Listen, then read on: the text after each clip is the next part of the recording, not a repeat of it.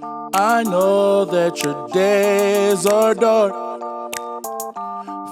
Greetings, everybody. Welcome to the COVID Chronicles, aka Working Class Attitude, with your boy I Am Quartet. Again, I hope everybody's doing fine. I won't be too long. As always, don't forget to subscribe to the Fans of the Culture YouTube channel for exclusive content. You can go back and catch some of the old Culture Section podcast episodes.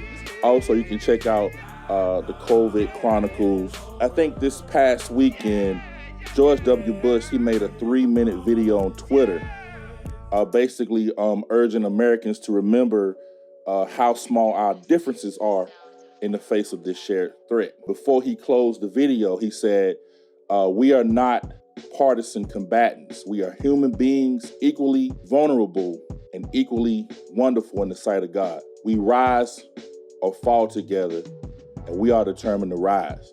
In typical 45 fashion, he says on Twitter, oh, by the way, I appreciate the message from former President Bush, but where was he during impeachment, calling for putting partisan aside? He was nowhere to be found in speaking up against the greatest hoax in American history. He would still find a way to not take an L in his mind. That is funny. Also, listen, the J. Crew Group filed for bankruptcy. In case you don't know, that is the clothing corporation. They filed for bankruptcy. They have about $200 billion worth of debt.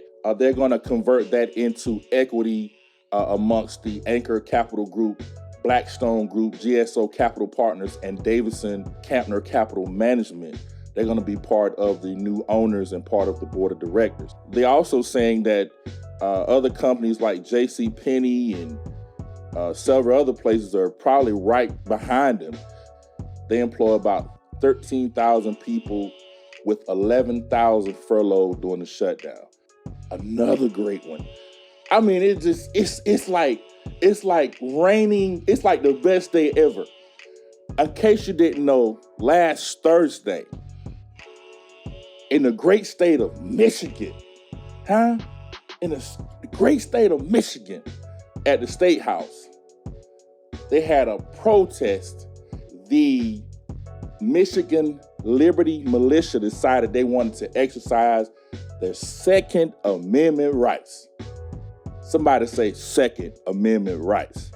Oh my God. Listen, for observers, the images of armed men in tactical gear at the state capitol was an unsettling symbol of rising tensions in a nation grappling with crisis. Others saw the evidence of racial bias in the way they were treated by police. Number 45 strikes again. Guess what he says? He has been criticized in the past for condoning extremist views. So he called this group of people very good people and urged Democratic Governor Gretchen Whitmer to make a deal.